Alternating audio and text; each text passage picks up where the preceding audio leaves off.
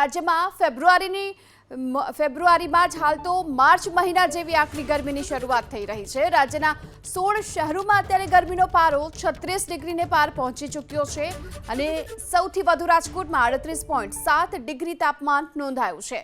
ફેબ્રુઆરીમાં જ આકરી ગરમી પડવાની હાલ શરૂઆત થઈ ચૂકી છે અને આ તરફ રાજ્યના 16 શહેરોમાં ગરમીનો પારો 36 ડિગ્રીને પાર પહોંચ્યો છે। રાજકોટમાં સૌથી વધુ 38.7 ડિગ્રી તાપમાન, કેશોદમાં 38.6 ડિગ્રી તાપમાન રહ્યું।